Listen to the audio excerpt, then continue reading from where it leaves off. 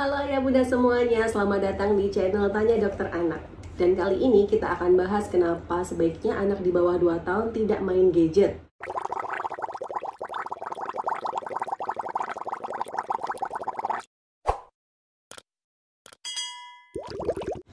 Usia di bawah 2 tahun atau 0-2 tahun termasuk dalam 1000 hari pertama kehidupan.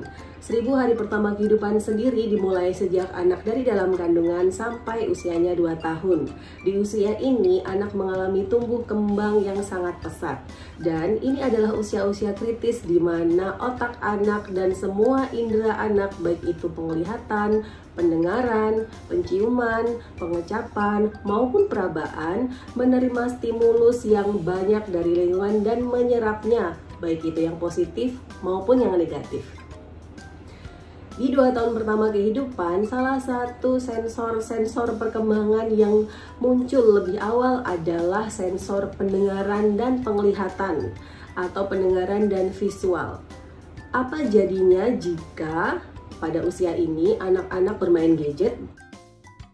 Pertama, kita harus lihat dulu pengertian dari gadget di sini. Di sini yang dimaksud adalah screen time atau waktu tonton. Sehingga gadget di sini adalah benda apapun yang di situ bisa ditonton oleh anak berupa benda elektronik dengan cahaya yang berpendar. Salah satu contohnya adalah handphone.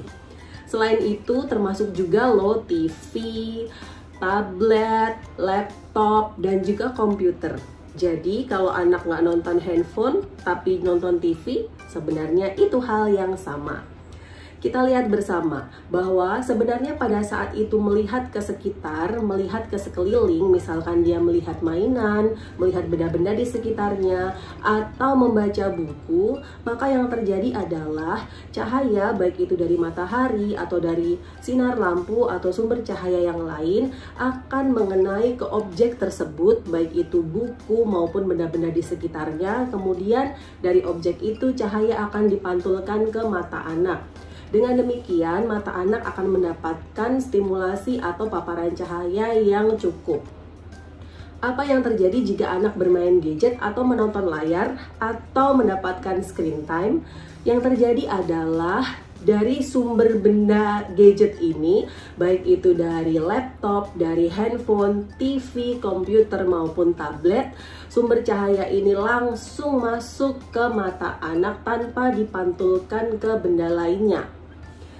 Sehingga dengan adanya stimulasi yang sedemikian kuat, reseptor-reseptor visual atau reseptor-reseptor penglihatan di saraf mata anak akan berlipat ganda.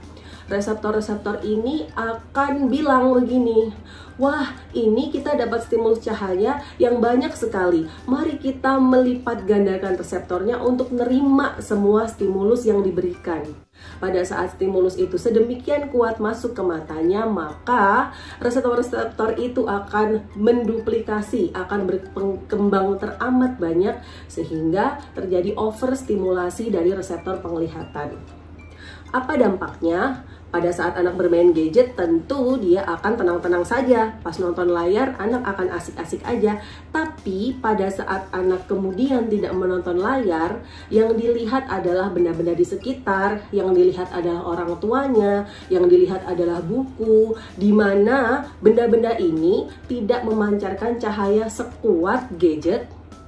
Maka reseptor-reseptor mata yang sudah overstimulasi ini akan teriak-teriak nih, waduh, aku di sebelah sini nggak kebagian cahaya. Kamu cari lagi dong sumber mainan yang lain yang cahayanya kuat biar aku udah kebagian.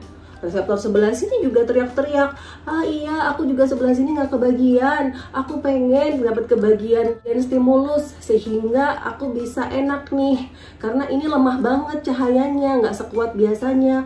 Ayo kamu cari yang lain lagi dong, benda lain lagi yang cahayanya kuat biar aku kebagian stimulus. Sehingga apa yang terjadi pada anak apabila reseptornya saling ribut dan saling meminta stimulus yang lebih kuat, pada saat anak melakukan kegiatan sehari-hari tanpa melihat gadget atau tanpa menonton screen time, yang terjadi adalah anak-anak akan mudah teralihkan perhatiannya karena mereka tidak puas dengan satu mainan dan dia akan berpindah dari satu mainan ke mainan yang lain.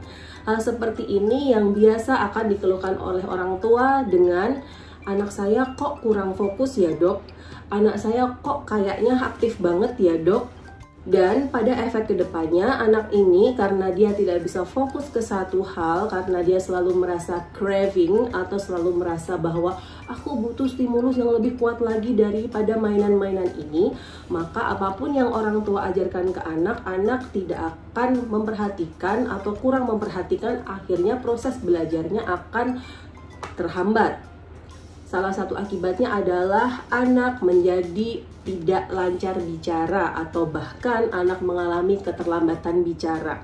Kok susah banget ya dok ngajarin dia ngomong? Karena anak-anak ini baik visual atau penglihatannya maupun pendengarannya udah terlalu terbiasa melihat dan mendengar yang elektronik.